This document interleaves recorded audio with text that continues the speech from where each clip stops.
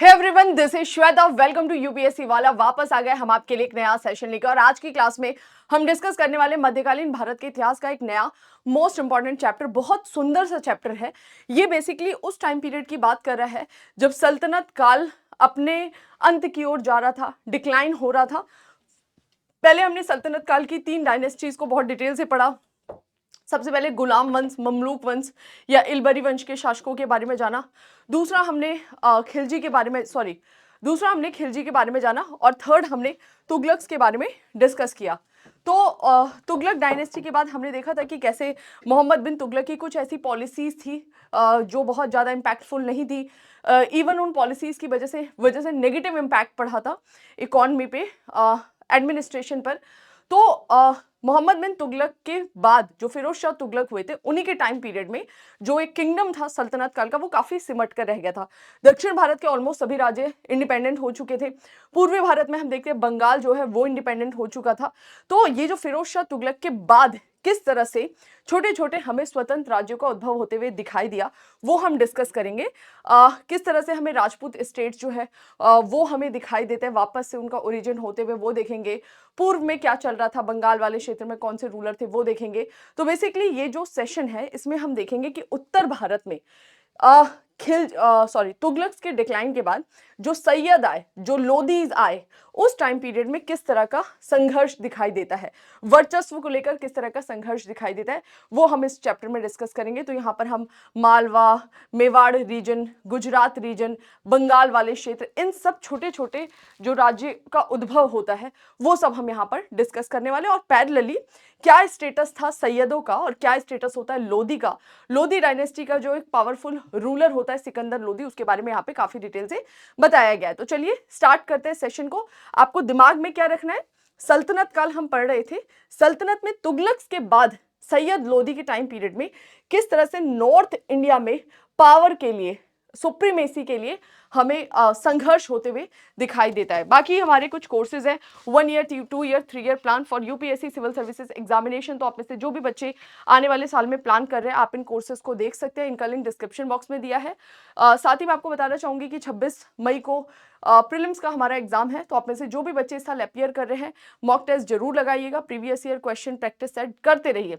जितने ज्यादा क्वेश्चंस करेंगे उतना ज्यादा प्रीलिम्स में आपका कॉन्फिडेंस दिखाई देगा और उतने ज्यादा आप एलिमिनेशन मेथड का यूज करते हुए सही आंसर तक पहुंच पाएंगे। और इसी को ध्यान में रखते हुए हमारा प्लेटफॉर्म भी आपके लिए एक स्पेशल मॉक टेस्ट लेकर आया, जहां पे डेली बेसिस पे आपसे कुछ क्वेश्चंस जो है वो टेस्ट के थ्रू पूछे जाएंगे। All India rank, detail analysis, सब कुछ दिया जाएगा। इसका लिंक भी डिस्क्रिप्शन बॉक्स में, वहां से जाके आप इसका सब्सक्रिप्शन ले सकते हैं। ठीक है, चलो आ जाते हैं अब हम डायरेक्ट हमारे टॉपिक पर। उत्तर भारत में साम्राज्य के लिए संघर्ष। तो ये कौन सा टाइम पीरियड है, ये थोड़ा सा ध्यान रखना है कि यहाँ पर जो सल्तनत वाला काल हमें दिखाई दे रहा था, वो सल्तनत काल मोहम्मद बिन तुगलक के समय इतना बड़ा हो चुका था। वो फिरोज शाह तुगलक के समय हमें इतने छोटे क्षेत्र में सिमटता हुआ नजर आएगा। ये इंडिपेंडेंट, ये भी इंडिपेंडेंट और ये भी इंडिपेंडेंट हो जाएंगे। ठीक है, फिर हम देखते हैं कौन सा टाइम पीरियड, तुगलक के बाद जब सैयद आए, ठीक है, और इनके पैरेलल हमें लोदी दिखाई दिए, या फिर हम बोल सकते हैं कि तुगलक का भी जो अंतिम चरण था वहां पे किस तरीके के राज्यों का उद्भव होता है। नॉर्थ की बात कर रहे हैं स्पेशली, तो उत्तर भारत में साम्राज्य के लिए संघर्ष वाली स्थिति। ये टाइम पीरियड क्या है, 1400 से लेके 1525 तक का टाइम पीरियड, क्योंकि 1526 में फर्स्ट बैटल ऑफ पानीपत और मुगल्स की नींव रखी जाती है। वो हम आगे डिस्कस करेंगे, बस ये यहाँ तक ही आपको रोक देगा। सल्तनत काल तक ही उत्तर भारत में क्या संघर्ष था वर्चस्व के लिए, यहीं पर रोक देगा। हमने सल्तनत काल कब से पढ़ा था, तो आपने देखा था 1206 से लेकर 1526 तक का टाइम पीरियड। ठीक है, अगर हमने इसमें डायनेस्टीज की बात की थी तो 1206 से लेके 1290 तक हमें कौन दिखाई देते हैं, गुलाम वंश के शासक दिखाई देते हैं। फिर नेक्स्ट हमने देखा था 1290 से लेकर 1320 तक का जो टाइम पीरियड था वो हमें खिलजी के बारे में दिखाई देता है, स्पेशली अलाउद्दीन खिलजी। फिर हम देखते हैं 1320 से लेके 1414 तक का टाइम पीरियड, जहां पर हम तुगलक्स के बारे में डिस्कस करते हैं। तो अगर आप इससे कंपेयर करें तो बोल रहा है 1400 से 1525, यानी कि ये वो टाइम पीरियड है जब तुगलक जो है उनका अंतिम चरण हमें दिखाई दे रहा है, लास्ट फेज दिखाई दे रहा है, मोहम्मद बिन तुगलक के बाद वाला, फिरोज शाह तुगलक के पैरेलल। ठीक है, ये वो टाइम पीरियड है जब यहाँ पर हमें तुगलक के बाद सैयद दिखाई देंगे। सैयद हमें कब से कब तक दिखाई देते हैं? तो 1414 से लेकर लगभग 1451-52 तक दिखाई देते हैं।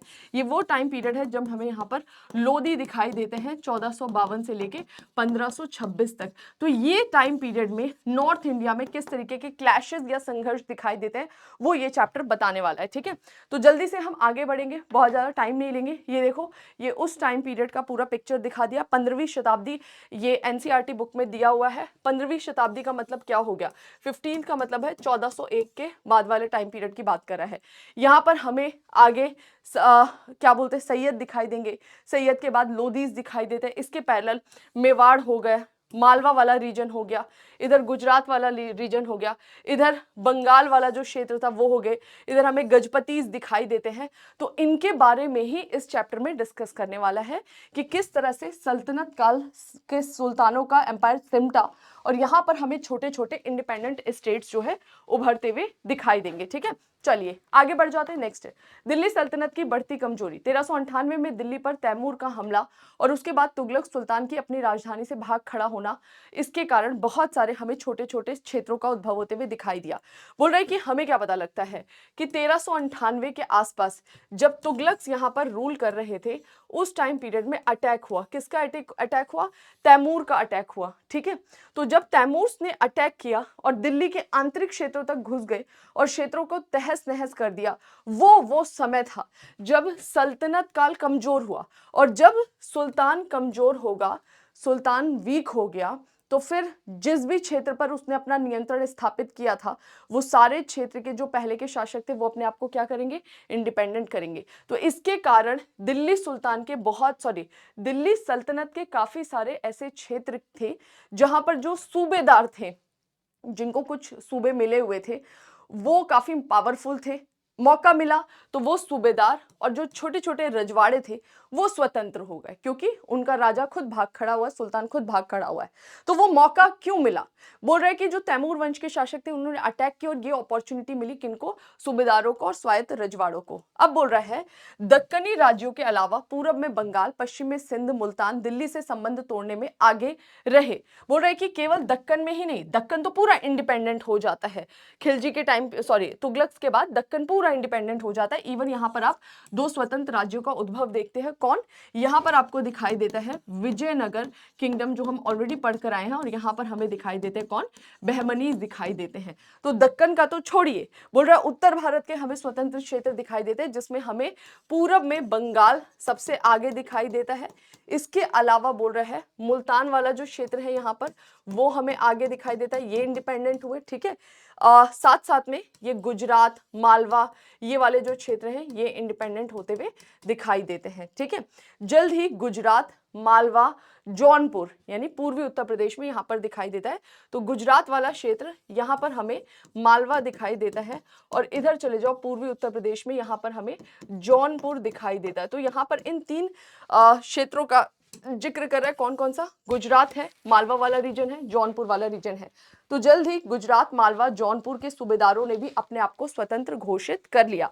अजमेर से मुस्लिम सूबेदार के निकाले जाने के बाद राजपूताना के विभिन्न राज्यों ने स्वतंत्रता की घोषणा करने लगी। मतलब ये जो अजमेर वाला क्षेत्र था, राजस्थान का भी अगर आप बात करो, कौन सा क्षेत्र बात कर रहा है? इधर आ जाइए, राजस्थान का अजमेर। बोल रहे जब अजमेर से भी मुस्लिम शासक निकले तो उसके बाद से यहाँ पर भी हमें कई सारे राजपूताना स्टेट्स का उद्भव होते हुए नजर आया। तो ये थोड़ा सा ध्यान रखना है, क्या ये आपको बोलना चाह रहा है, क्या ये आपको बताना चाह रहा है। ठीक है, ओके, तो ये सारे हमें इंडिपेंडेंट स्टेट्स बनते हुए दिखाई देंगे जैसे ही तैमूर का अटैक हुआ और तुगलक्स डिक्लाइन हुए। और यही वो टाइम पीरियड था। बंगाल इंडिपेंडेंट, गुजरात इंडिपेंडेंट, इधर मालवा वाला क्षेत्र जो है वो हमें इंडिपेंडेंट होते हुए दिखाई दिया। अजमेर राजस्थान वाले क्षेत्र से जैसे ही जो मुस्लिम शासक थे वो हटे, अजमेर राजस्थान वाले क्षेत्र में कई सारे छोटे छोटे हमें राजपूताना स्टेट्स या इंडिपेंडेंट राजपूताना स्टेट्स का उद्भव होते हुए नजर आने लगता है। ठीक है, उधर ऊपर जाइए मुल्तान इंडिपेंडेंट, उधर दक्षिण में जाइए तो बहमनी और विजयनगर भी इंडिपेंडेंट हो जाते हैं। ठीक है, अब वन बाय वन ये सबको बताएगा। पश्चिम में गुजरात, मालवा और मेवाड़ एक दूसरे की शक्ति को संतुलित करने और पश्चिम में गुजरात हो गया, मालवा हो गया और मेवाड़, ये एक दूसरे की पावर को संतुलित करते हैं और एक दूसरे पर अंकुश लगाने की कोशिश करते हैं कि मैं ज्यादा पावरफुल, मैं ज्यादा पावरफुल। इसी में ही इनके हमेशा भिड़े रहते हैं। बंगाल पर उड़ीसा के गजपति शासकों ने नियंत्रण स्थापित किया। जौनपुर ने भी दिल्ली में 15वीं सदी के लगभग 15वीं सदी के लगभग मध्य से लोदियों की 15वीं सदी के मध्य से लोदियों की शक्ति के उदय के बाद गंगा यमुना द्वाब पर नियंत्रण करने के लिए हमें दिखाई देता है कि जौनपुर के शासक जो हैं उनके और दिल्ली के जो सुल्तान थे उसके बीच में लंबा संघर्ष हमें दिखाई देता है। 15वीं सदी के अंतिम वर्षों में लोदियों द्वारा जौनपुर का अधिग्रहण कर लिया गया। बाद में जो लोधी आए ना, लोधी काफी पावरफुल थे, तो जब लोधी आते तो उन्होंने जौनपुर को अपने में मिला लिया। इस विजय के बाद लोधी पूर्वी राजस्थान और मालवा में भी अपने पांव फैलाने लगे। तो कैसे चल रहा है कि पहले एक बार डिक्लाइन हो रहा है, टूट रहे, फिर सैयद के टाइम टूटते ही रहे। लोधी जब आता है तो हम देखते हैं इस समय में जौनपुर पर नियंत्रण स्थापित करा, मालवा और राजस्थान पर भी ये नियंत्रण स्थापित करने की तरफ मूव कर जाएंगे। तो बेसिकली जो अभी आप संघर्ष पढ़ने वाले वो कहाँ का, गुजरात, मालवा, मेवाड़। इसको ध्यान से देखिए पिक्चर को। ये रहा आपका गुजरात वाला क्षेत्र, ठीक है, ये रहा मालवा वाला क्षेत्र और ये रहा मेवाड़ वाला क्षेत्र। ये तीनों हमेशा एक दूसरे से संघर्षरत या संघर्ष करते हुए नजर आएंगे, ये हमें ध्यान रखना है। दूसरा इधर बात कर रहा है गजपति के बारे में, ठीक है। ये जो जौनपुर है यहाँ पर हमें जौनपुर का भी यहाँ पर जिक्र कर रहा है कि जौनपुर जो है वहां पर भी हमें दिखाई देता है कि इंडिपेंडेंट जो है रूलर्स दिखाई देने लग जाएंगे। और यहाँ पर हमें गजपति जो है रूलर वो भी दिखाई देते हैं कि किस तरह से उड़ीसा वाले क्षेत्र में गजपति हमें रूल करते हुए दिखाई देते हैं। तो ये थोड़ा सा ध्यान रखना है। इधर बंगाल, इधर शर्की हमें दिखेंगे, 1 बाय 1 हम इन सब के बारे में पढ़ेंगे, ठीक है। चलो आगे बढ़ जाते हैं। क्या बोल रहा है, इधर कंप्लीट हो गया था, ठीक है। 15वीं सदी के अंतिम वर्षों में, ये तो हम ऑलरेडी पढ़ चुके हैं ना। चलो आगे बढ़ जाते हैं। अंदरूनी कारणों से इसी समय मालवा का विघटन होने लगा, जिससे गुजरात, मेवाड़, लोदियों के बीच शत्रुता और तेज हुई, ठीक है। बोल रहा है कि इस समय मालवा का विघटन हो रहा है, जिससे गुजरात, मेवाड़ और लोदियों के बीच में शत्रुता और तेज हुई। यानी कि ये केवल आपस में ही नहीं टकरा रहे थे, बल्कि ये जो दिल्ली सुल्तान था उससे भी इनकी टकराहट दिखाई दे रही है। तो बोल रहा है कि आगे चलकर हम देखते हैं अंदरूनी कारणों से जब मालवा डिक्लाइन होगा, मालवा का पतन होगा, उस मोमेंट पर गुजरात, मेवाड़ और ये जो दिल्ली के लोधी सल्तनत है ये सब आपस में टकराने लग जाएंगे, ठीक है। इनके बीच में शत्रुता तेज हुई। स्पष्ट हो गया कि इस टकराव में जीतने वाला ही उत्तर भारत पर राज्य करेगा। इस तरह मालवा पर वर्चस्व का संघर्ष उत्तर भारत पर अधिकार के लिए संघर्ष का अखाड़ा बन गया। यही तीखी हो चुकी शत्रुता थी जिसने संभवतः राणा सांगा को इस आशा में बाबर को भारत आने के लिए निमंत्रण दिया। बोल रहा है कि यही वो मोमेंट था, मालवा कमजोर हुआ, ये तीनों इस पर वर्चस्व बनाने के लिए संघर्ष करेंगे। और बोल रहे कि यही वो मौका था जब मेवाड़ के शासक राणा सांगा को लगा कि भाई लोदियों से निपटने के लिए बाहर के किसी व्यक्ति को बुलाना पड़ेगा, और उन्होंने निमंत्रण दे डाला। तो यहाँ पर बोल रहा है कि यही वो समय था जब बाबर को भारत आने का निमंत्रण राणा सांगा ने दे दिया, क्योंकि वो चाहते थे कि लोधी को नष्ट कर दिया जाए। समझ में आ गया। और वो मेवाड़ की सबसे पावरफुल शक्ति के रूप में उभर कर नजर आए। तो ये जस्ट एक बैकग्राउंड बता रहा था। अब हम 1 बाय 1 थोड़ा डिटेल से एक एक को डिस्कस करेंगे। सबसे पहले बात कर रहा है पूर्वी भारत की।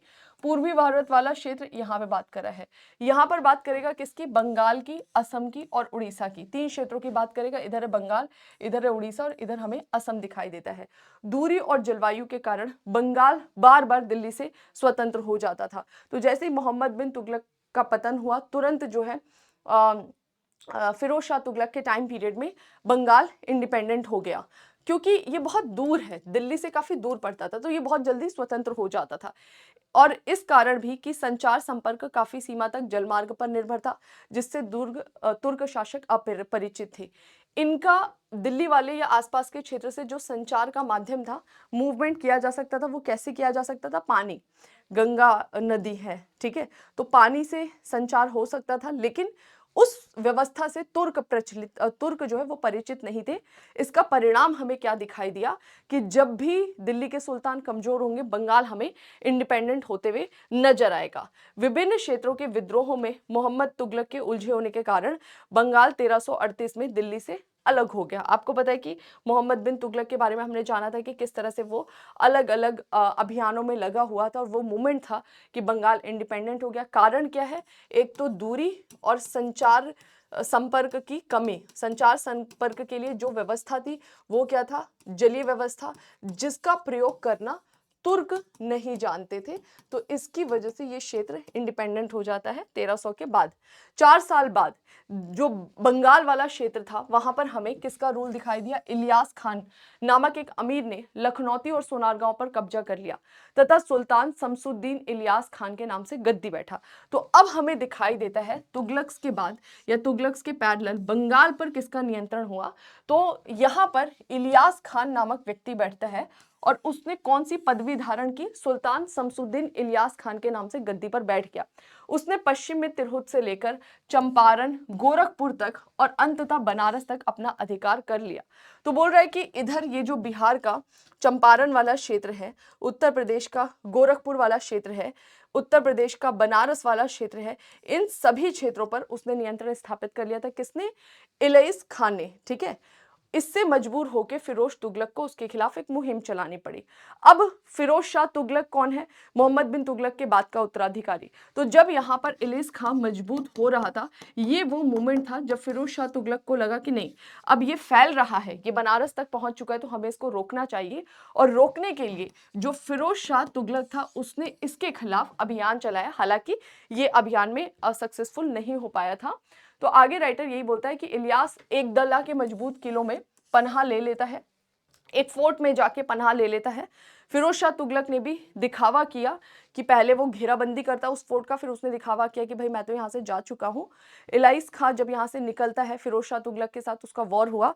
लड़ाई में जो इलियास खान है वो हार जाता है, बंगाली सेनाएं हार जाती है। लेकिन उसके बाद भी इलियास और फिरोज शाह तुगलक के बीच में एक मैत्रीपूर्ण संधि हुई, जिसके अनुसार बिहार की कोसी नदी दोनों राज्यों की सीमा के रूप में निर्धारित की गई कि इस कोसी नदी के इस पार जो तुगलक डायनेस्टी के फिरोज शाह तुगलक है या सुल्तानों का जो डायनेस्टी है वो रूल करेगा और कोसी के इस पार इलियास खां वो शासन करेगा। समझ में आ गया? दिल्ली के साथ अपने दोस्ताना संबंधों के बल पर इलियास कामरूप आज का जो असम वाला क्षेत्र है उसके लिए यूज किया जा रहा है। तो दिल्ली के साथ इसके अच्छे रिलेशंस थे, तो इसी बेसिस पर इसने असम या कामरूप पर अटैक किया और उस क्षेत्र को अपने नियंत्रण में ले आया। यानी अब वो पश्चिम की तरफ नहीं, अब वो पूरब की तरफ अपना विस्तार कर रहा है। जब इलियास मरा, उसका बेटा सिकंदर तख्त पर बैठा, तब फिरोज तुगलक ने दोबारा से बंगाल पर हमला किया। उसको लगा कि भाई अब इसके बेटे से तो मैं निपट लूंगा। तो फिरोज शाह तुगलक दोबारा बंगाल पर हमला करता है और यहाँ पर वो असफल रहा। बाद में फिरोज शाह तुगलक को पीछे हटना पड़ा। कुल मिलाकर बंगाल पर ये नियंत्रण स्थापित नहीं कर पाए, ना इलियास खां के टाइम पीरियड में और ना उसके बेटे सिकंदर के टाइम पीरियड में। ठीक है, आगे बढ़ जाते हैं नेक्स्ट। उसके बाद बंगाल लगभग 200 वर्ष तक अपना इंडिपेंडेंट रूल करेगा, जो इलियास खां के उत्तराधिकारी थे उसके टाइम पीरियड में। 1538 में ही हमें बंगाल पर हमला होते हुए दिखाई देता है। कब? जब मुगल्स आ जाएंगे, है ना। तो बाबर, हुमायूं, उस टाइम पीरियड में हमें दिखाई दिया कि यहाँ पर अटैक होना चालू हुआ। इलियास शाह या खां के वंश का सबसे मशहूर सुल्तान जो था उसका नाम था गियासुद्दीन आजम शाह। इसका टाइम पीरियड बताया है 1389 से लेके 1409 तक। तो बोल रहा है कि इलियास खां का जो सबसे पावरफुल रूलर था उसके डायनेस्टी का, उसका नाम था गियासुद्दीन आजम शाह। वो बहुत फेमस था अपने न्याय के लिए। इवन कहा जाता है कि उसने अपने एक मंत्री की उसने एक विधवा के पुत्र की हत्या कर दी थी। तो जब काजी ने उसको बुलाया तो बकायदा वो गया और जो भी फाइन लगाया उसने वो दिया, जबकि खुद क्या था? सुल्तान था। तो बोल रहे कि जो इलियास ये डायनेस्टी थी बंगाल में, इसका बहुत फेमस शासक था गियासुद्दीन आजम शाह। न्याय के लिए बहुत फेमस था और साथ ही साथ वो अपने समय के जो फेमस स्कॉलर्स थे, विद्वान थे, उनको भी संरक्षण देता है। उसने चीनियों के साथ भी मित्रतापूर्ण संबंध बनाए। चीन में ये यहाँ से दूध भेजता है और चीनी जो शासक थे उसने भी इनसे डिमांड की थी कि हम चाहते हैं कि आप कुछ जो बुद्धिस्ट मॉन्क हैं उनको भेजिए, बौद्ध सन्यासियों को चीन में भेजिए। यानी अभी भी बौद्ध धर्म का यहाँ पर इन्फ्लुएंस बना हुआ है। ठीक है, चीन के साथ फिर से संपर्क बनने से फायदा क्या हो रहा है कि ये जो बंगाल है इसका विदेशी व्यापार काफी बढ़ा। ठीक है, और यहाँ पर हमें एक पोर्ट दिखाई देता है जिसका नाम था चटगांव। चटगांव का बंदरगाह चीन के साथ व्यापार का फलता फूलता उदाहरण हमें दिखाई देता है। बंगाल के सुल्तानों ने अपनी राजधानी पंडुआ और गौड़ को शानदार इमारतों से सजाया, यानी इनका कला और संस्कृति में भी काफी योगदान था। तो जो इनकी कैपिटल थी उसको सजाने पे ये बहुत काम कर रहे थे। दिल्ली में जो विकसित शैली थी उससे अलग, आपने आर्ट एंड कल्चर क्लास में दिल्ली की शैली के बारे में पढ़ा है, तो बोल रहे हैं कि दिल्ली की शैली से अलग इन्होंने बंगाल में अपनी एक शैली, एक इंडिपेंडेंट शैली जो है वो विकसित की थी। सुल्तानों ने बंगला भाषा को भी संरक्षण दिया, यानी कि ये स्कॉलर्स को संरक्षण दे रहे हैं, ये कला संस्कृति के क्षेत्र में योगदान दे रहे हैं और ये बंगला भाषा को भी संरक्षण दे रहे हैं। श्री कृष्ण विजय के रचयिता सुप्रसिद्ध कवि मालाधार बसु को सुल्तानों ने संरक्षण दिया और उसे गुड़राज खान की उपाधि दी और उसके बेटे को ये टाइटल देते हैं सत्यराज खान की। ये बहुत ज्यादा इंपॉर्टेंट नहीं है, लेकिन आप देख रहे हो कि ये खुद कौन है, इस्लाम के फॉलोअर्स, और ये इनके टाइम पीरियड में काफी सारे हिंदू स्कॉलर्स को भी संरक्षण दे रहे हैं। ठीक है। अलाउद्दीन हुसैन का शासन बंगला भाषा के विकास का सबसे महत्वपूर्ण काल था, जो हमें एक रूलर दिखाई देता है इलियस डायनेस्टी का। इस काल के कुछ प्रसिद्ध बंगाली लेखक उसी शासन में चमके। सुल्तान ने कानून व्यवस्था को बहाल किया। बोल रहा है कि इलियस डायनेस्टी के जो रूलर्स थे इन्होंने यहाँ पर कानून व्यवस्था को मेंटेन रखा बंगाल में। जब दिल्ली सल्तनत पूरा हिला हुआ था सैयद लोदीज के टाइम पीरियड में, तब यहाँ पर ये लॉ एंड ऑर्डर को बहुत अच्छे से मेंटेन रखते हैं। इवन यहाँ पर हमें थोड़ा सा रिलीजियस हार्मनी दिखाई देता है, हिंदुओं को उच्च पदों पर बिठाया जा रहा था। और सुल्तान ने सुप्रसिद्ध वैष्णव संत, जो वैष्णव रिलीजन के फॉलोअर थे, ऐसे सेंट थे जिनका नाम था चैतन्य प्रभु, उनको भी काफी सम्मान दिया। तो यहाँ पे काफी रिलीजियस हार्मनी था, लॉ एंड ऑर्डर अच्छे से मेंटेन था, ट्रेड जो है वो काफी फल फूल रहा था। मोहम्मद बिन बख्तियार खिलजी के समय से ही बंगाल के मुस्लिम शासकों ने आधुनिक असम की ब्रह्मपुत्र वादी को अपने नियंत्रण में लाने का प्रयास किया। उस समय उत्तर बंगाल और असम दो परस्पर विरोधी राज्य थे। अब ये थोड़ा सा किधर की तरफ मूव कर रहा है, ये मूव कर रहा है बच्चों असम की तरफ, यहां पर जा रहा है। ठीक है। आपको बंगाल का पॉलिटिकल स्ट्रक्चर बताया कि कैसे वो इंडिपेंडेंट हुआ और इलियस डायनेस्टी जो है वो वहां पर रूल करती है, उसके बारे में बताया। अब बोल रहे हैं कि मोहम्मद बिन बख्तियार खिलजी के समय से ही बंगाल के मुस्लिम शासकों ने आधुनिक असम की ब्रह्मपुत्र वादी को अपने नियंत्रण में लाने का प्रयास किया। वो बख्तियार खिलजी जब रूल करता है तब वो चाहते हैं कि हम इस असम को पूरी तरह से अपने नियंत्रण में ले आए। असम की ब्रह्मपुत्र वादी को उस समय उत्तर बंगाल और असम में दो परस्पर विरोधी राज्य थे। कामतो या कामत वर्ड भी यूज किया जा रहा है, जिसे उस काल के लेखकों ने कामरूप कहा है, वो पश्चिम में था, अहोम राज्य पूरब में था। तो बोल रहा है कि यहाँ पर हमें उत्तर बंगाल और असम में दो परस्पर विरोधी जो राज्य दिखाई देते हैं वो क्या, दो राज्यों का जिक्र कर रहा है। एक जिसको बोल रहा है कामत या कामरूप, दूसरा जिसको अहोम राज्य कह रहा है। कामत जो है वो पश्चिमी हिस्से में दिखाई देता है और अहोम जो है वो पूर्वी हिस्से में दिखाई दे रहा है। बोल रहा है कि उत्तरी बर्मा से आए मंगोल कबीले अहोम ने 13वीं सदी में एक शक्तिशाली राज्य के स्थापित किया।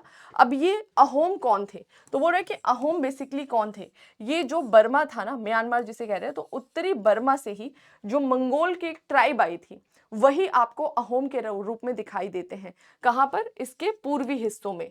तो अहोम कौन थे, मंगोल कबीले थे। वैसे ये इस्लाम धर्म से संबंध रखते थे, लेकिन आगे चलकर इन लोगों ने हिंदू धर्म को अपना लिया। ठीक है। और अहोम जो है इन्हीं के असम नाम उन्हीं के नाम पे पुकारा जाता है, जो इस क्षेत्र को असम बोलते हैं वो अहोम के नाम पे। इलेश शाह ने कामता पर हमला किया, इलेश के बारे में बता रहा है, और लगता है कि गुवाहाटी तक आगे बढ़ता हुआ चला गया, पर वह इस क्षेत्र को वश में नहीं रख सका। इलेश शाह के कुछ उत्तराधिकारियों द्वारा कामता में लूटपाट मचाना चलता रहा। तो हमने देखा था कि किस तरह से जब इन दोनों के बीच में एक समझौता हो गया था, किसके बीच में, तुगलक डायनेस्टी और जो यहाँ पर हमें इलेश डायनेस्टी दिखाई देती है। उसके बाद से इसने पूरब की तरफ अभियान किया।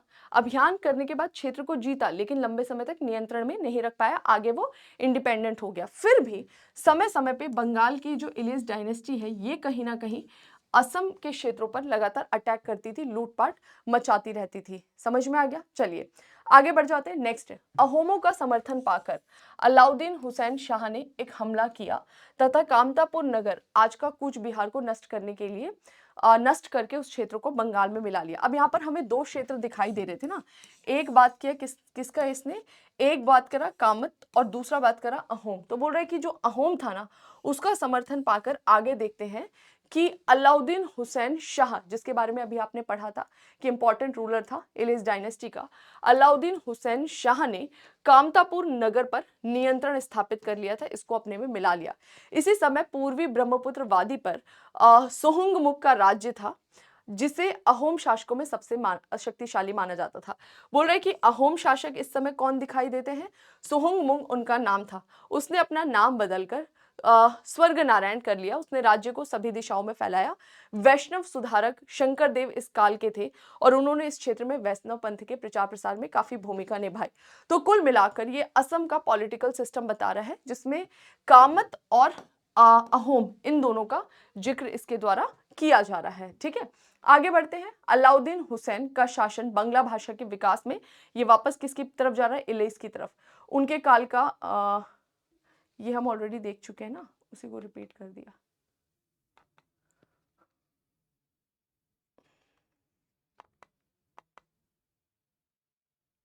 ओके, बोल रहे कि एक तरफ तो बंगाल के शासक सबसे पहले किससे टकराए थे, सल्तनत कालीन शासकों से, जिसमें उन्हें सफलता मिली है ना। फिरोज शाह तुगलक ने 2 बार अटैक किया, फिर भी वो मेंटेन कर पाए। फिर बोल रहे कि ये जो बंगाल के शासक है इन्हें इधर से भी टक्कर मिल रही थी। हम देख रहे हैं कामत रूप वाला रीजन, दूसरा अहोम वाला क्षेत्र है। हालांकि कामत रूप को इसने अपने नियंत्रण में कर लिया। अब बोल रहा है कि यहाँ पर बैठे हैं उड़ीसा के गज शासक, बोल रहे उनसे भी इनको टक्कर मिलता है। बंगाल के शासकों को उड़ीसा से भी टकराना पड़ा। बंगाल पर सल्तनत शासन के दौरान उड़ीसा के गंग शासकों ने दक्षिण बंगाल की सहायता की थी तथा लखनौती को जीतने का भी प्रयास कर रहा है। बोल रहा है कि जब उड़ीसा में गंग वंश के शासक रूल कर रहे थे, उसके पैरेलल हमें यहाँ पर बंगाल के शासक दिखाई देते हैं। तो गंग वंश के जो शासक थे उन्होंने बंगाल का जो दक्षिणी हिस्सा है, तो गंग शासकों ने दक्षिण बंगाल की सहायता की थी, जो दक्षिण बंगाल के रूलर थे उनकी, और लखनौती को जीतने का भी प्रयास किया था। पुरी का मशहूर मंदिर सबको पता है, सूर्य मंदिर जो है कोणार्क टेम्पल को गंग शासकों के द्वारा ही स्थापित कराया गया था। फिरोज तुगलक ने उड़ीसा पर हमला किया, उसने राजधानी पर अधिकार कर लिया, बड़ी संख्या में लोगों का वध किया और पुरी के जगन्नाथ मंदिर को भी अपवित्र किया। ये बोल रहा है कि सल्तनत काल का जो हमें रूलर दिखाई देता है फिरोज शाह तुगलक, ना केवल इसने बंगाल की तरफ अभियान चलाया था बल्कि इधर उड़ीसा की तरफ भी अभियान चलाता है। और जब गंग वंश के शासक यहाँ पर रूल कर रहे थे तब उसने अटैक किया, अटैक करके बहुत लूटपाट मचाया, लोगों की बड़ी संख्या में हत्या की और ये जो पुरी का जगन्नाथ मंदिर है इसको अपवित्र भी किया। कालांतर में गजपति नामक एक नया वंश शासन में हमें यहाँ पर दिखाई देता है। तो पहले यहाँ पर हमें गंग दिखाई दिए और गंग को रिप्लेस करके हमें कौन दिखाई देते हैं, गजपति दिखाई देते हैं। ठीक है, उसके शासक महान निर्माता और योद्धा थे कौन, गजपति शासक उड़ीसा के। गजपति शासकों ने दक्षिण में कर्नाटक की ओर अपने शासन को फैलाने की नीति आरंभ की। जैसा कि हमने देखा इसके कारण विजयनगर और बहमनी सुल्तानों से उनका टकराव हुआ। तो बोले कि जो गजपति शासक आए ना, इन्होंने दक्षिण की तरफ अभियान चलाए। ये जो कर्नाटक वाला रीजन था ना, यहाँ पर इसका जिक्र कर रहा है कर्नाटक के रूप में। ये आज का कर्नाटक नहीं है। जब आप मॉडर्न हिस्ट्री पढ़ोगे तो हम कर्नाटक का जिक्र करते तो यहाँ पर हमें दिखाई देता है हैदराबाद के अंतर्गत एक सूबा कर्नाटक। तो बोल रहे कि ये जो गजपति शासक थे ना, इन्होंने दक्षिण की तरफ कर्नाटक वाले क्षेत्र में अभियान चलाया। तो जब ये दक्षिण की तरफ अभियान चलाते तो यहाँ पर बहमनी और यहाँ पर विजयनगर किंगडम थे, तो इन दोनों से इसका टकराव होने लग जाएगा। लेकिन विजयनगर और बहमनी के शासकों की शक्ति एवं क्षमताओं के कारण उड़ीसा के शासक दक्षिण में जीते हुए जो भी क्षेत्र थे उसमें बहुत लंबे समय तक रूल नहीं कर पाए और वो क्षेत्र सारे इंडिपेंडेंट हो जाते, क्योंकि यहाँ पे काफी पावरफुल बहमनी किंगडम दिखाई दे रहा है, काफी पावरफुल विजयनगर किंगडम दिखाई दे रहा है। गजपति शासक ने दक्षिण की तरफ अभियान तो चलाया, लेकिन ये दोनों थे उसकी पावर को बैलेंस करने के लिए। अलाउद्दीन हुसैन शाह समेत बंगाल के कुछ सुल्तानों ने उड़ीसा पर हमले किए, जो पुरी और कटक तक पहुंच गए। सीमा पर भी बीच बीच में लड़ाइयां होती रही, लेकिन बंगाल के शासक अपनी सीमाओं से उड़ीसा के शासकों को पीछे नहीं धकेल सके।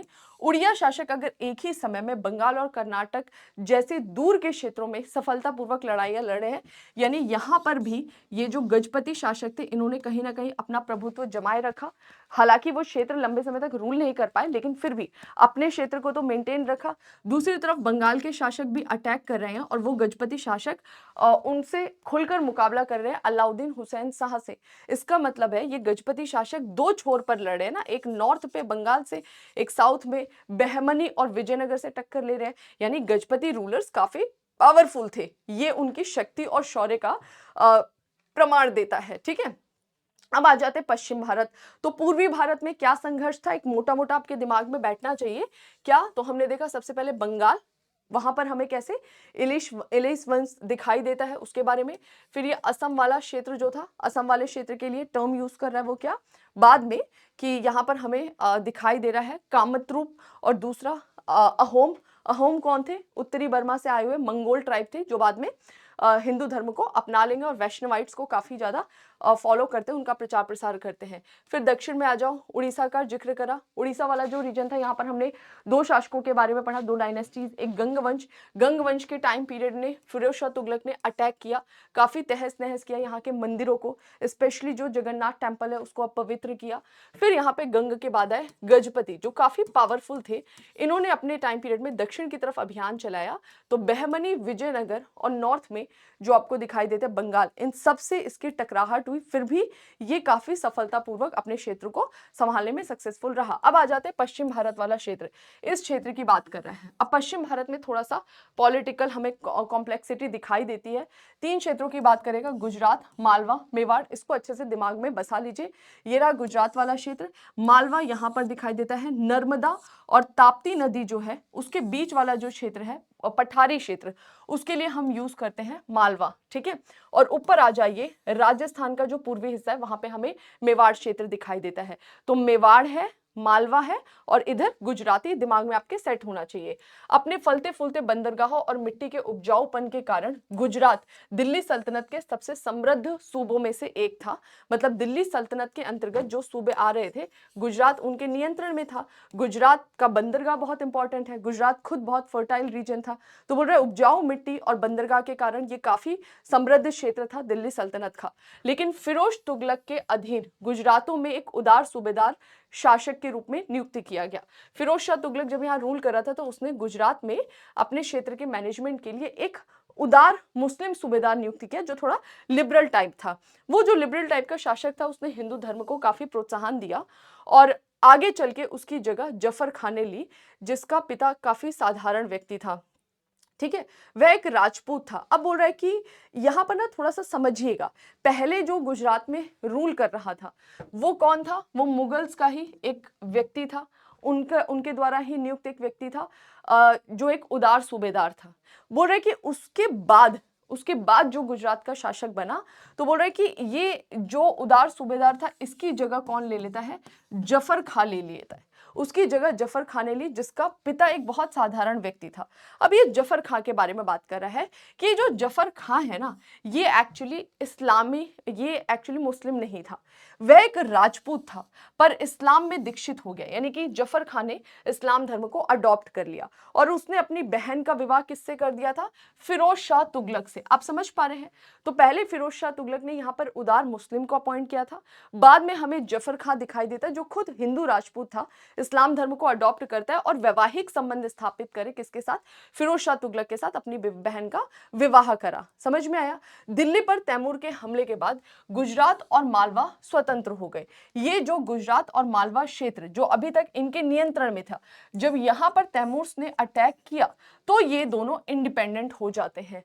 1407 में ही जफर खां ने अपने आप को औपचारिक रूप से स्वतंत्र घोषित कर लिया, जो अभी तक मुगल्स के नियंत्रण में था। वो बोलेगा कि अब मैं इंडिपेंडेंट यहाँ का रूलर हूं। लेकिन गुजरात राज्य का वास्तविक संस्थापक हम किसे बोलते हैं, मुजफ्फर शाह का पोता जिसका नाम था अहमद शाह, उसको गुजरात राज्य का वास्तविक संस्थापक की संज्ञा दी जाती है। इसने ना केवल राज्य को फैलाया बल्कि मजबूत किया, एक्सपांशन किया इसने अपने टेरिटरी का, टेरिटोरियल रीजन का, और बहुत अच्छे से यहाँ पे प्रशासन चलाया। अपने लंबे दौर में उसने अमीरों को नियंत्रित किया, अपनी कैपिटल पाटन से हटाकर अहमदाबाद इसने शिफ्ट किया।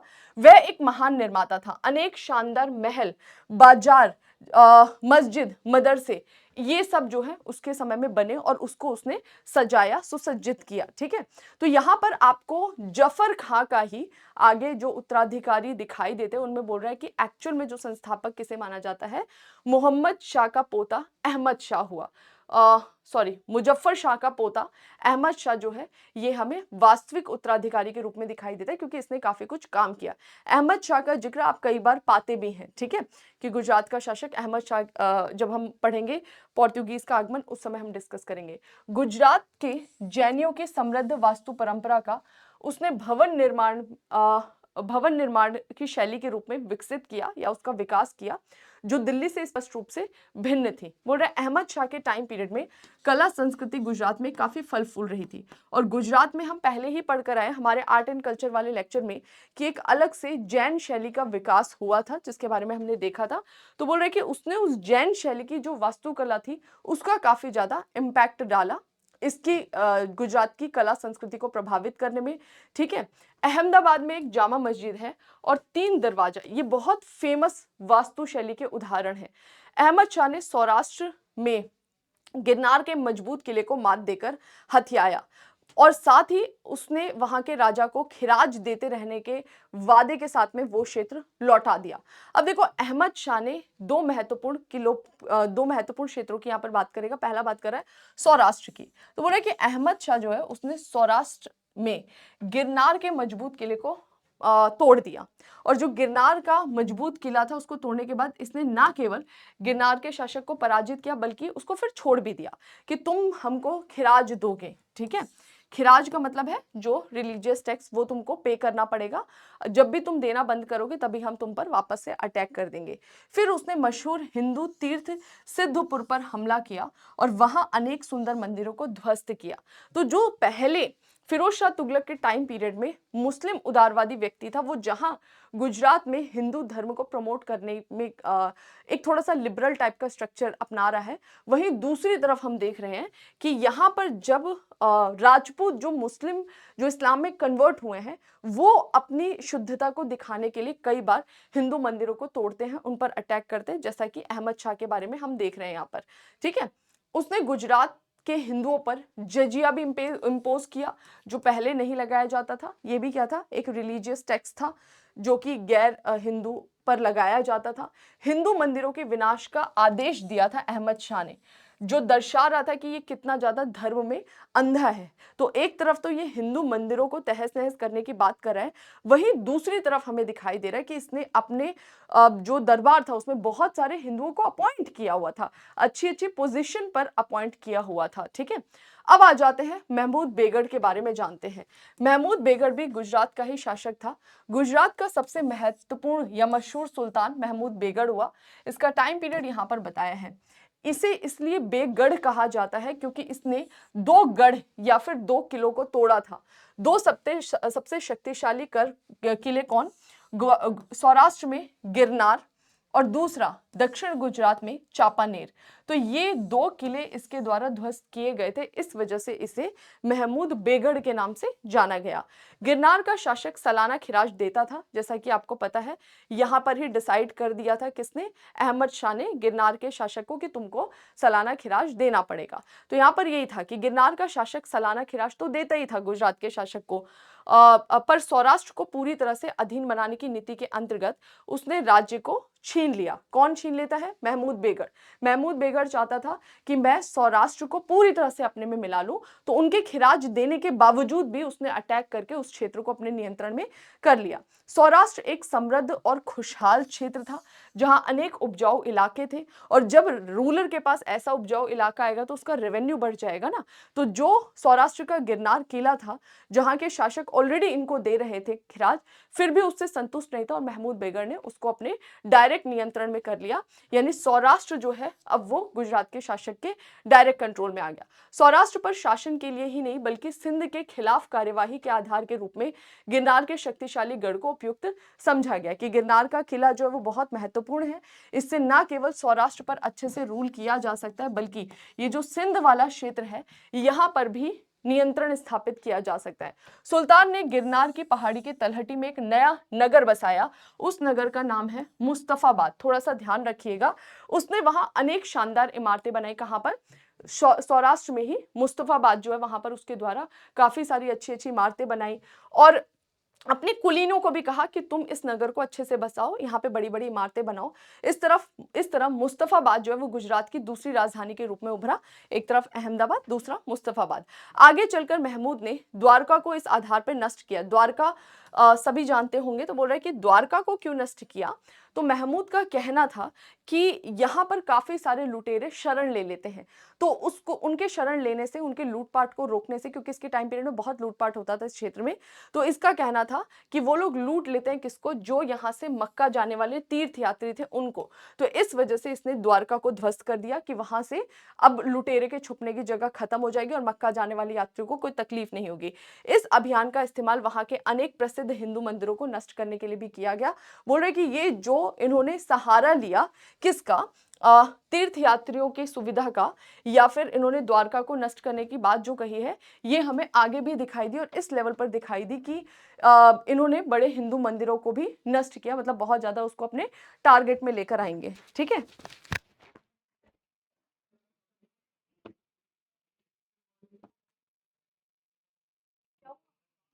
क्या हुआ?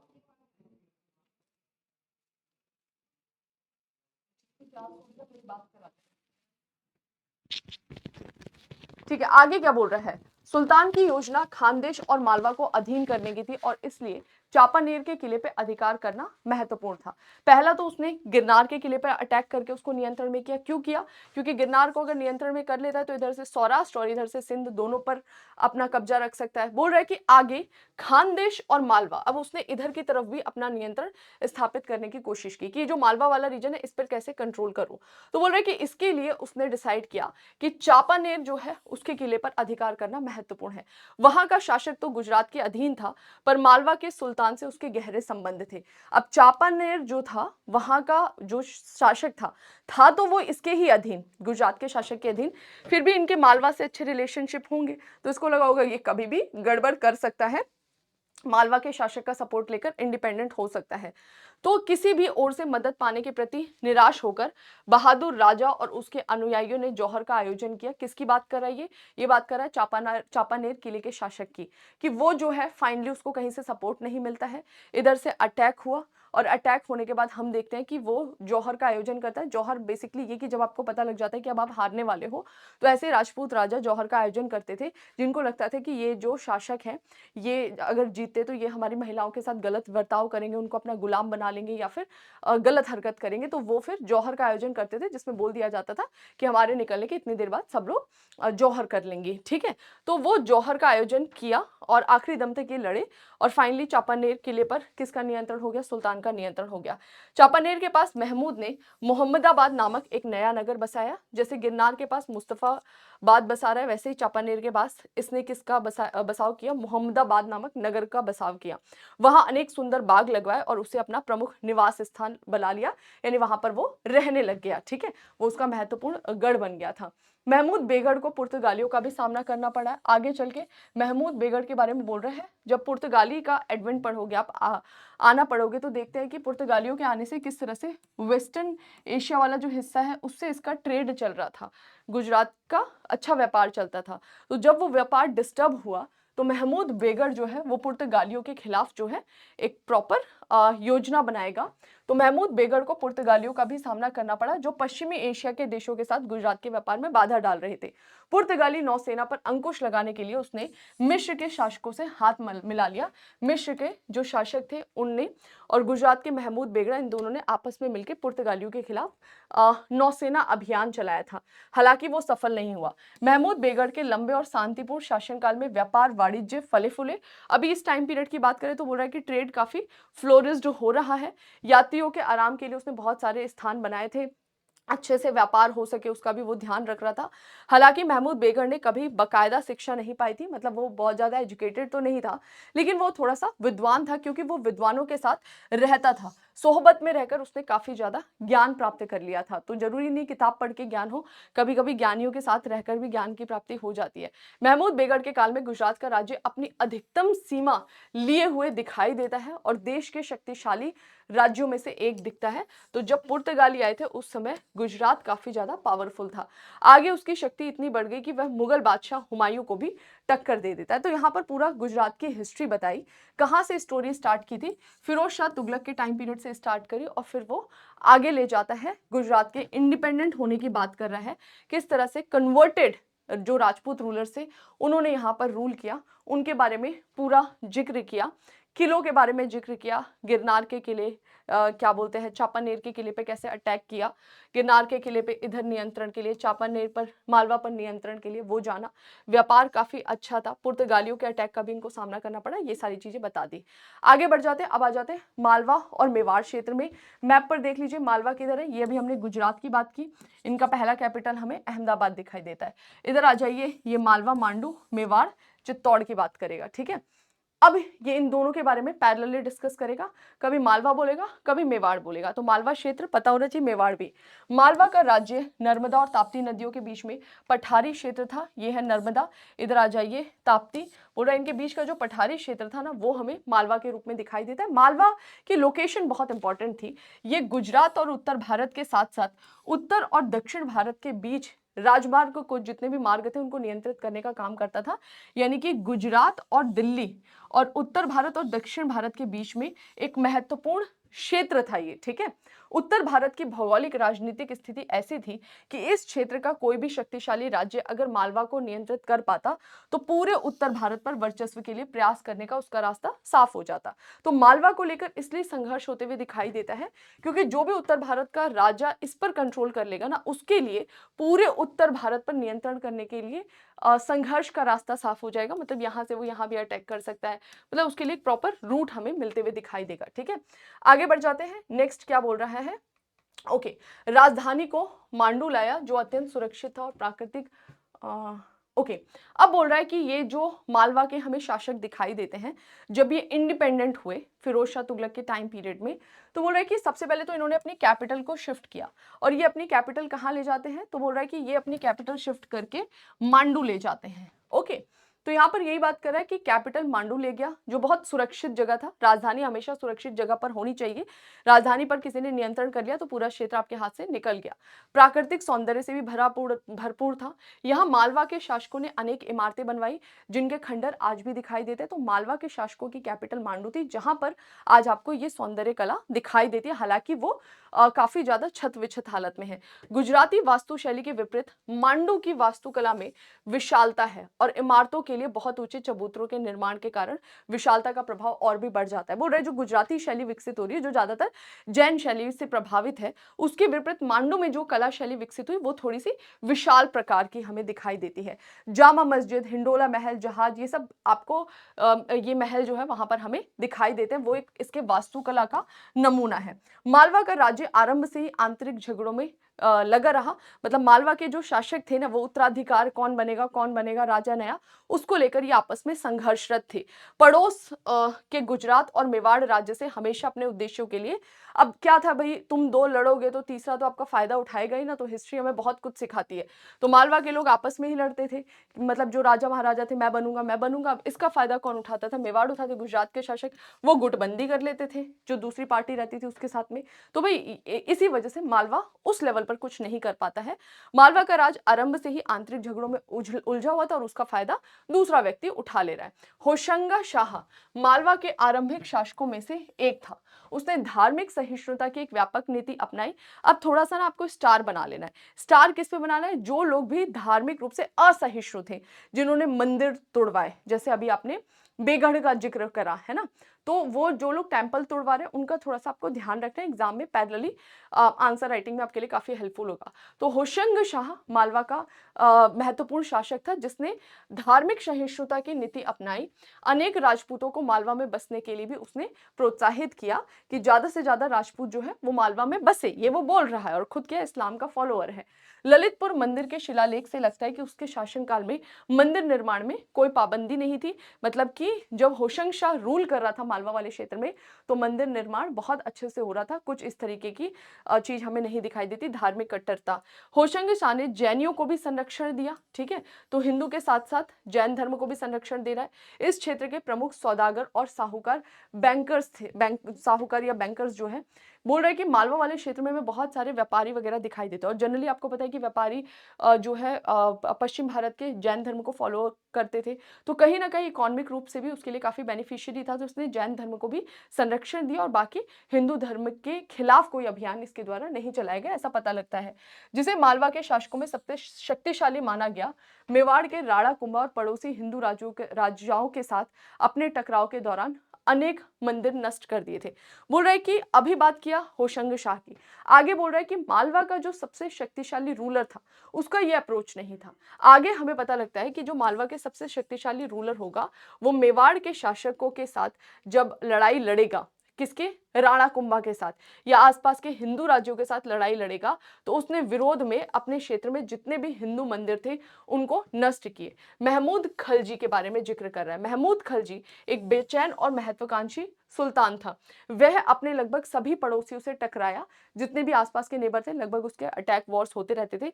गुजरात का सुल्तान गोंडवाना और उड़ीसा के राजा बहमनी सुल्तान, यहाँ तक कि दिल्ली, तो इधर आ जाओ, ये है उड़ीसा, इधर आ जाओ बहमनी, ये गुजरात और ये दिल्ली। तो बोल रहे कि महमूद खलजी जो था ना वो बहुत ज्यादा महत्वाकांक्षी था, और इसकी वजह से हमें पता लगता है कि जब ये रूल करता है मालवा में, तो इसने काफी सारे आसपास के क्षेत्रों में अपने दुश्मन बना लिए थे, काफी सारे अटैक्स कर रहा था।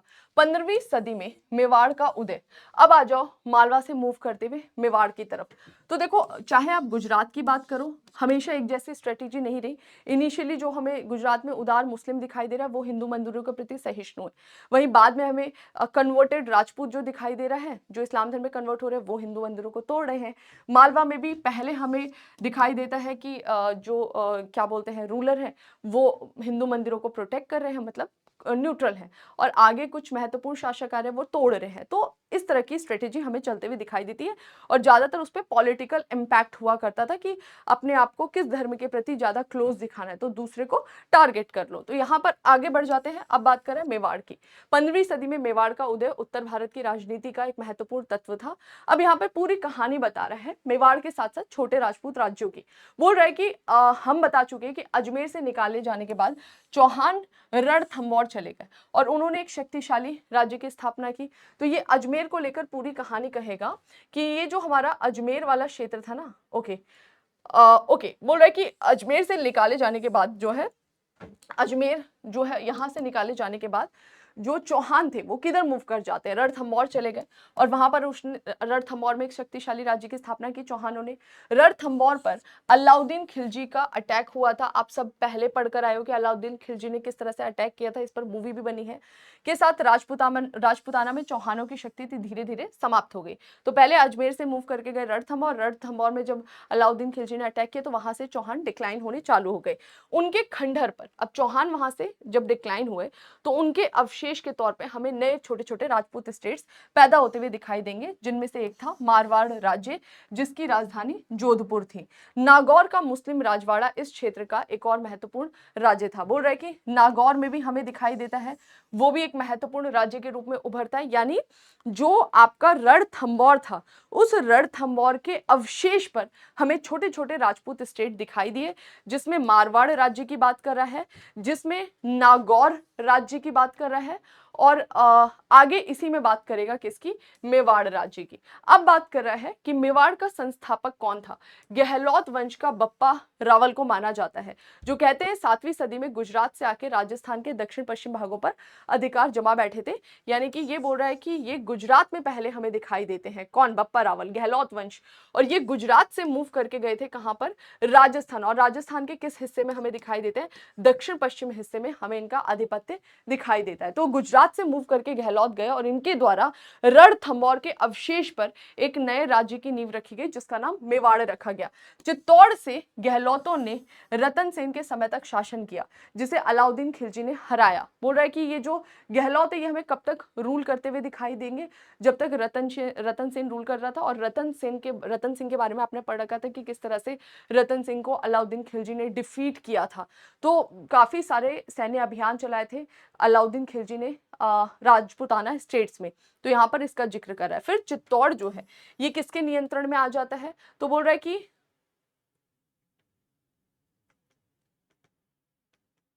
ओके, तो बोल रहा है कि ये जो यहाँ पर चित्तौड़ वाला जो क्षेत्र मेवाड़, उसकी कैपिटल की बात कर रहा है। तो बोल रहे हैं कि यहाँ पर पहले तो हमें पता लगता है कि गहलोतों ने शासन किया। कब तक? जब तक रतन सिंह हमें दिखाई दे रहा है। उसके बाद सिसोदियों के हाथ में चला गया चित्तौड़ वाला क्षेत्र। किसके हाथ में? सिसोदिया वंश के जो राजपूत थे वो उनके हाथ में चला गया। और सिसोदिया पहले किसके अधीन थे? तो बोल रहे सिसोदिया पहले गहलोतों के ही अधीन राजपूत हुआ करते थे। 15वीं सदी की पहली चौथाई में राणा लाखा और मोकल ने मेवाड़ को राजस्थान का सबसे शक्तिशाली राज्य बना दिया। किंतु मेवाड़ को एक सिरमौर राज्य बनाने का श्रेय किसको जाता है? राणा कुंभा को जाता है। तो अब इनका जिक्र आ रहा है, किसका? राणा कुंभा का, जिन्होंने एक्चुअल में मेवाड़ रीजन को काफी पावरफुल स्टेट के रूप में, राजपूताना स्टेट के रूप में स्थापित किया। अपने अंदरूनी शत्रुओं को हराकर सावधानी के साथ अपनी स्थिति को काफी मजबूत बनाया। और कुंभा ने बूंदी, कोटा, गुजरात की सीमा पर स्थित डूंगरपुर को जीतने का प्रयास फिर से आरंभ किया। यानी कुंभा जो है वो मेवाड़ के आसपास के जो क्षेत्र हैं उन पर अपना नियंत्रण स्थापित करने की कोशिश करते हैं। कुंभा अपने पूरे शासनकाल में गुजरात और मालवों से टकराते रहे। इधर है उनके गुजरात वाला क्षेत्र, इधर है उनका मालवा वाला क्षेत्र। अधिकांश समय राणा कुंभा को मारवाड़ के राठौड़ों से भी टकराना पड़ा। यानी कि ये जो राजपूत स्टेट्स थे ये आपस में भी लड़ते थे। तो जब हम देख रहे हैं कि रणथंभौर के अवशेष पे ना केवल मेवाड़ बल्कि मारवाड़ भी पनप रहा है, तो बोल रहा है कि मेवाड़ के शासक को मारवाड़ के शासक से भी टकराना पड़ रहा है। तो कुंभा को अपने राजपूत जो भाई बंधु से उनसे टकराना पड़ा था। इधर गुजरात है, इधर मालवा, उनके अटैक्स का सामना करना पड़ा था। मारवाड़ का राज्य कुछ समय तक मेवाड़ के अधिकार में था, पर राव जोधा के नेतृत्व में एक सफल संघर्ष के बाद वह जल्दी स्वतंत्र हो गया। बोल रहा है ये जो मारवाड़ का हमने जिक्र किया है, पहले ये मेवाड़ के ही नियंत्रण में था, बाद में इंडिपेंडेंट हो गया मारवाड़। और जब वो इंडिपेंडेंट हुआ तो उसने मेवाड़ को अच्छी टक्कर दी। हालांकि राणा कुंभा चारों तरफ से बुरी तरह से घिरा हुआ था, पर मेवाड़ में अपनी स्थिति को काफी मजबूत बनाए हुए था। इधर गुजरात दिखाई दे रहा है, इधर मालवा दिखाई दे रहा है, इधर मारवाड़ दिखाई दे रहे, तो इन सबसे वो घिरा हुआ था। लेकिन इसके बाद भी मेवाड़ में उसकी स्थिति काफी अच्छी थी। किसकी? राणा कुंभा की। ठीक है। कुंभा विद्वानों का संरक्षक था, ये थोड़ा ध्यान रखना है। स्कॉलर्स को अपने यहाँ रखता था, स्वयं भी खुद एक विद्वान था। उसने बहुत सारी पुस्तकें रची थी जिसको आज भी पढ़ा जाता है। उसके महल के खंडर और उसका विजय स्तंभ जो हमें चित्तौड़ में दिखाई देता है। विजय स्तंभ का मतलब क्या हो गया कि जब राजा कहीं अटैक करके उस क्षेत्र को जीत जाते थे तो अपने क्षेत्र में कई बार इस तरह के विजय स्तंभ का निर्माण कराते थे जो इनकी जीत को प्रदर्शित करता है। तो बोल रहे हैं कि उनके जो विजय स्तंभ है उन्हें आज भी आप चित्तौड़ में देख सकते हो, हालांकि काफी छत विछत हालत में है। वह एक उत्साही निर्माता भी था। सिंचाई के लिए उसने काफी सारे जलाशय खुदवाए और उसके काल में बने कुछ ऐसे मंदिर हैं जो दर्शा रहा है कि उसने किस तरह से कला को संरक्षण दिया और कला की विशिष्टता को दिखाया जा रहा है। कुंभा के बेटे उदा ने गद्दी पाने के लिए उसकी हत्या कर दी थी, राणा कुंभा के। इसके बाद से जो एक महत्वपूर्ण उत्तराधिकारी हमें दिखाई देता है मेवाड़ का, वो कौन था? कुंभा का पोता जिसका नाम था राणा सांगा। 1508 में मेवाड़ की गद्दी पर बैठा। कुंभा की मृत्यु और सांगा के उदय के बीच सबसे महत्वपूर्ण विकास क्रम मालवा का तीव्र आंतरिक विघटन था। बोल रहे इस समय एक अच्छी चीज क्या हुई कि ये जो कुंभा है उनकी मृत्यु हुई, बीच में उनके बेटे आकर बैठे, लेकिन फिर उनका पोता बैठता है राणा सांगा। जब राणा सांगा यहाँ बैठ रहा है मेवाड़ में, उस समय मालवा का पतन हो रहा है राणा सांगा के टाइम पीरियड में। 1517 की एक लड़ाई में राणा ने महमूद को हराया और उसे बंदी बना के चित्तौड़ ले आया। किसकी बात कर रहा है? मालवा रीजन की बात कर रहा है कि मालवा के महमूद को हराकर चित्तौड़ घसीट कर ले आ रहा है कौन? राणा सांगा। लोधी सुल्तान इब्राहिम ने मेवाड़ पर हमला किया। अब लोधी सुल्तान जो है, राणा सांगा जब रूल कर रहे थे, इब्राहिम लोधी ने अटैक किया लेकिन बहुत कड़ी टक्कर दी। किसने? राणा सांगा ने। तो इब्राहिम लोधी जो है वो वापस से लौट जाता है और कि अगली बार मैं ज्यादा मजबूत होकर आऊंगा। इस बीच ही राणा सांगा ने बाबर को इनवाइट किया कि भाई इसको अब निपटाने की जरूरत है, लोधी को निपटाओ, मालवा पर तो मैं नियंत्रण कर ही लूंगा। इस तरह 1525 तक उत्तर भारत की राजनीतिक स्थिति बहुत तेजी से बदल रही थी। एग्जैक्ट समझ में नहीं आ रहा था कि कौन रूलर आगे रूल करने वाला है। ठीक है। उत्तर पश्चिम और उत्तर भारत में सरकी, लोधी और कश्मीर, ये लास्ट है, थोड़ा सा ध्यान देंगे। हमें दिखाई देते हैं कौन? लोदी, यहाँ पर जो तुगलक डायनेस्टी थे उसके बाद हमें सैयद दिखाई देते हैं। सैयद का टाइम पीरियड बहुत छोटा था, फिर लोदी दिखाई देते हैं। लोदी के टाइम पीरियड में कुछ चीजें चेंज हुई, लगा कि ये वापस से पावरफुल बन के उभरेंगे। इनके पैरेलल यहाँ पर हमें शर्की दिखाई देते हैं और यहाँ पर कश्मीर, कश्मीर वाला मैं आपको बाद में बताऊंगी। इन दोनों को हमें थोड़ा सा अभी देखना है क्या बोल रहा है। यहाँ पर बात कर रहा है तैमूर के हमले के बाद सुल्तान महमूद तुगलक ने दिल्ली से भागकर पहले गुजरात और फिर मालवा में शरण ली। बोले तैमूर ने अटैक किया दोबारा से। तो जब तैमूर का अटैक हुआ तो जो महमूद तुगलक था वो दिल्ली से भागा, पहले गुजरात गया, फिर मालवा वाले क्षेत्र में गया। अब ये स्टोरी कनेक्ट कर रहा है कि तुगलक डायनेस्टी का रूलर यहाँ से भाग खड़ा हुआ, भाग खड़े होने के बाद ही तो क्षेत्र इंडिपेंडेंट हो रहे हैं। जब तक वह वापस लौटने का फैसला करता है, कौन वापस फैसला करता है? जो क्या बोलते हैं, महमूद तुगलक था, ठीक है। जब ये वापस आने का फैसला करता है कि अब मुझे दिल्ली जाना चाहिए, उस मोमेंट तक दिल्ली ने प्रतिष्ठा खो दी थी, यानी कि वहां आसपास के क्षेत्र अपने आप को इंडिपेंडेंट घोषित कर चुके थे। तो महत्वाकांक्षी कुलीन और जमींदार उन सब ने अपनी स्वतंत्रता का ऐलान कर दिया। गंगा की वादी में सबसे पहले स्वतंत्रता का दावा करने वालों में फिरोज तुगलक के दौर का एक प्रमुख कुलीन जिसका नाम था मलिक सरवर। अब ये यहाँ पे मलिक सरवर की कहानी बता रहा है कि जो फिरोज शाह तुगलक के टाइम पीरियड का जो मलिक सरवर था, ये सबसे पहले अपने आप को इंडिपेंडेंट करता है।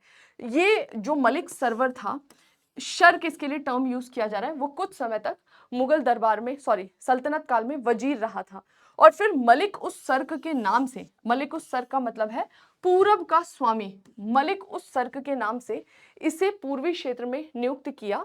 और ये उस पूर्वी क्षेत्र में नियुक्त होकर वहां पर अपने आप को मजबूत करता और मजबूत करते हुए इंडिपेंडेंट घोषित कर देता है। और इसके जो उत्तराधिकारी थे वो इसी के नाम पे शर्की कहलाएंगे। तो बस थोड़ा सा ध्यान रखना है कि यहाँ पर जब सल्तनत काल डिक्लाइन हो रहा है, तुगलक जब डिक्लाइन हो रहे, वो मोमेंट था सबसे पहले जो इनके सूबेदार थे उसमें से मलिक सरवर ने अपने आप को इंडिपेंडेंट किया और शर्की डायनेस्टी की नींव रखी गई। ये रहा आपका शर्की डायनेस्टी वाला क्षेत्र। इनका जो प्रभाव है वो कहाँ दिखाई देता है? ईस्टर्न यूपी जौनपुर में, ठीक है। शर्की सुल्तानों ने अपनी कैपिटल बनाई जौनपुर को, जो आज पूर्वी उत्तर प्रदेश में दिखाई देता है। यहाँ पर काफी सारे इमारत, मस्जिद, मकबरों का निर्माण कराया गया इन्होंने अपनी कैपिटल में। शर्की सुल्तान ने सिर्फ दिल्ली की वास्तुशैली की नकल नहीं की, बल्कि एक नई अपनी इंडिविजुअल क्षेत्रीय शैली का भी इनके द्वारा विकास कराया गया, जिसमें ऊंचे दरवाजे, बड़े बड़े तोरण बनते हुए दिखाई देते हैं। अपने चरम काल में यह अलीगढ़ से दरभंगा, उत्तर में नेपाल की सीमा से दक्षिण में बुंदेलखंड तक फैले। यानी कि बोल रहा है कि जो शर्की है ना, इन्होंने अपना क्षेत्र काफी ज्यादा विस्तारित कर लिया था अपने चरम काल में, काफी बड़े क्षेत्र पर ये रूल कर रहे थे, ठीक है। शर्की सुल्तान जो है वो ज्ञान कला के क्षेत्र के भी काफी बड़े संरक्षक थे, महान संरक्षक थे। कवि और लेखक, विद्वान, संत जौनपुर में जमा होते थे, क्योंकि ये काफी ज्यादा दान दक्षिणा भी दिया करते थे। कालांतर में जौनपुर को पूरब का सिराज भी कहा गया। क्यों कहा गया? क्योंकि यहाँ पर कई सारे विद्वान या स्कॉलर्स पनाह लेने लग गए थे, काफी ज्यादा कला संस्कृति फल फूल रही थी। 1484 में दिल्ली के सुल्तान बहलोल लोदी जब रूल करेगा, यानी दिल्ली का नया शासक बनेगा बहलोल लोदी। फिरोज शाह तुगलक के बाद ये इंडिपेंडेंट हुए और बोल रहा है कि बहलोल लोदी, लोदी डायनेस्टी, सैयद भी नहीं, लोदी डायनेस्टी के बहलोल लोदी के रूल करने पर उसने जौनपुर को अपने नियंत्रण में कर लिया और शर्कियों का पतन कर दिया, ठीक है। तो थोड़ा बहुत पता होना चाहिए, कभी शर्की पूछेगा तो पगला मत जाना कि क्या बोल दिया ये, है ना। तैमूरी हमले के बाद सैयद वंश हमें दिखाई देता है कि सैयद वंश का नाम एक नए दिल्ली के राजवंश के रूप में दिखता है। तो हम पढ़कर आए हैं दिल्ली पे सुल्तानों की अलग अलग डायनेस्टी, स्लेव डायनेस्टी, खिलजी है, तुगलक है, सैयद है, फिर लोदी आएगा। ये हमें तुर्क दिखाई दे रहे थे, ये जो दिखाई देंगे लोदी वो पूरी तरह से अफगानी थी। तो बोल रहे कि तैमूरी हमले के बाद से सैयद वंश के शासक रूल करते हैं। पंजाब में अनेक अफगान सरदारों ने अपने आप को स्थापित कर लिया था। जब यहाँ पर सैयद डायनेस्टी के शासक रूल करते हैं, उसी समय पंजाब वाले क्षेत्र में हमें कौन दिखाई देते हैं? अफगान शासक दिखाई देते हैं। मतलब अफगान जो है वो पंजाब में धीरे धीरे अपने आप को स्टैब्लिश कर रहे थे, ठीक है। और इन्हीं में से एक का नाम जिक्र आता है बहलोल लोदी। जो बहलोल लोदी था उसको सरहिंद का इक्ता मिला हुआ था।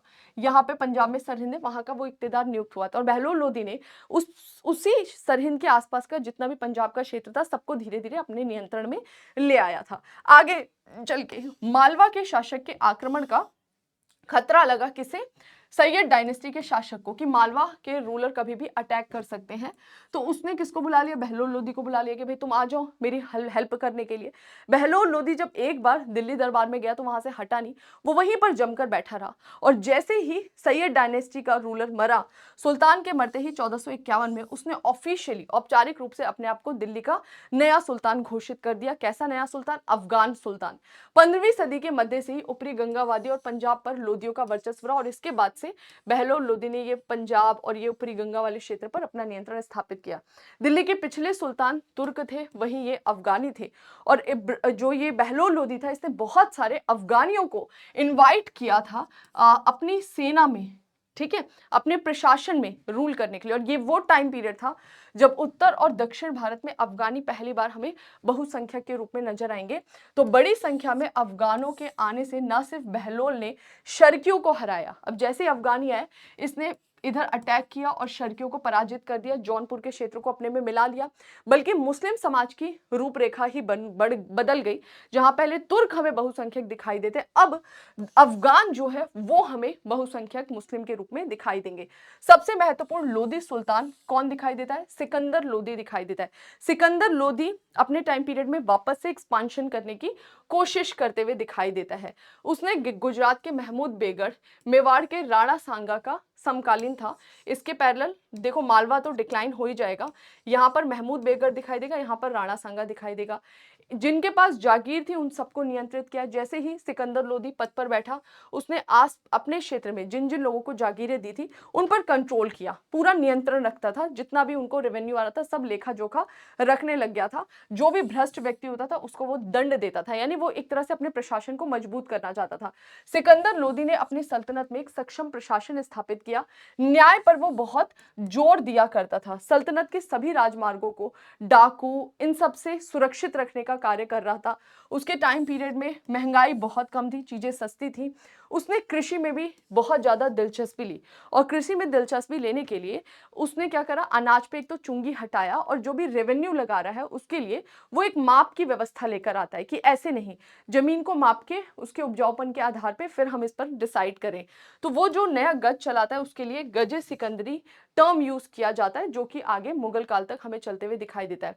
सिकंदर लोदी को एक रूढ़िवादी सुल्तान माना जाता है, बल्कि धर्मांध भी, मतलब कि वो धर्म के लिए अंधा था, मतलब वो काफी ज्यादा रूढ़िवादी था, कट्टर मुसलमान था। और ऐसा कहा जाता है कि उसने हर एक वो चीज बैन कर दी थी जो भी आपके उसमें कुरान में नहीं लिखा है, शरीयत में नहीं लिखा है। उसने बताया कि शरीयत में जो नहीं लिखा है या उसके खिलाफ है वो कोई भी चीज नहीं होगी। जैसे कि जो पीर मजार होते हैं वहां पर महिलाओं का नहीं जाना, ये सब चीजें उसने बैन कर दिया। उसने हिंदुओं पर फिर से जजिया लगाया और उसने अपने अभियानों के दौरान कुछ सुप्रसिद्ध मंदिरों को भी नष्ट किया। तो अब स्टार बना लेंगे किस पे? सिकंदर लोदी पे, कि भाई ये किस तरह से धर्मांध था या फिर थोड़ा सा रिलीजियस पॉइंट ऑफ व्यू से रूढ़िवादी था। सिकंदर लोदी विद्वान, दार्शनिक और लेखकों को दिल खोलकर काफी ज्यादा दान देता था। इसी वजह से इसके टाइम पीरियड में हम देखते हैं कि जो क्या बोलते हैं, अफगान है, जो वेस्टर्न एशिया, वहां के बहुत सारे विद्वान इसके दरबार में आते थे। उनको पता था ये बहुत ज्यादा दान देता था। वह संगीत में भी रुचि रखता था, खुद भी संगीत जो है जो संगीत वगैरह ये है उसका विद्वान था। और इसने कई सारे दुर्लभ संस्कृत ग्रंथों का भी अनुवाद कराया। सिकंदर लोदी आगरा नगर को बसाने में इसका महत्वपूर्ण योगदान था। इसने एक क्षेत्र को डिसाइड करा और उसको डिसाइड करा था कि आगरा के रूप में बसाऊंगा, और बाद में वो आगरा कितना बड़ा स्थल बन जाता है। ठीक है, आगे बोल रहा है इस नगर का मकसद क्या था? पूर्वी राजस्थान पर मालवा और गुजरात के रास्तों पर नियंत्रण करना। इसके लिए इसने आगरा क्षेत्र को बसाने की कोशिश की। कालांतर में आगरा एक बड़ा नगर बना और लोदियों की दूसरी राजधानी के रूप में हमें दिखाई देगा। ठीक है, तो बेसिकली ये जो चैप्टर था, थोड़े से इसमें फैक्ट ज्यादा है, आपको इतना स्ट्रेस नहीं लेना। आपको क्या करना है, आपको बस थोड़ा सा चीजों को ऑब्जर्व करना है कि भाई सल्तनत में जब जो तुगलक से उनके डिक्लाइन के बाद खिलजी लोदी यहाँ दिखाई दिए, ये क्षेत्र इंडिपेंडेंट हुए। इधर आपको ये असम, अहोम वाला और कामरूप वाला क्षेत्र दिखाई देगा बिहार से लगता हुआ। इधर आपको बंगाल वाला क्षेत्र, इधर आपको उड़ीसा वाले क्षेत्र जहाँ पे गंग और गज शासक रूल करते हैं। इधर हमें दिखाई देता है गुजरात, ठीक है, क्या बोलते हैं, जिसमें आप अहमद शाह और महमूद बेगर दो इंपॉर्टेंट रूलर के बारे में पढ़ते हैं। यहाँ पर आपको मेवाड़ वाला क्षेत्र, सॉरी मालवा वाला क्षेत्र दिखाई देता है, जिसके शासक आपस में ही लड़ते रहते हैं ऑलमोस्ट। और यहाँ पे मेवाड़, जहाँ पे राणा कुंभा और राणा सांगा दो इंपॉर्टेंट रूलर हुए, उनके बारे में हम जिक्र करते हैं। फिर आ जाओ यहाँ पे, यहाँ सैयद और लोदी, और पैरेलल जब तुगलक डायनेस्टी का अंत हुआ तो यहाँ पे हमें शर्की जौनपुर के आसपास डेवलप होते हुए दिखाई दिए। अब इसमें कॉमन चीज बनाना है कि कौन से ऐसे रूलर हैं जो कि हिंदू धर्म के खिलाफ काम कर रहे हैं, वो थोड़ा सा पता होना चाहिए, ठीक है। चलिए, ये था हमारा आज का सेशन। आई होप आपको सेशन इन्फॉर्मेटिव भी लगा होगा। बाकी हम मिलते हैं नए सेशन में कुछ इन्फॉर्मेशन के साथ, तब तक अपना ध्यान रखिए, रिवीजन करते रहिए। Thank you.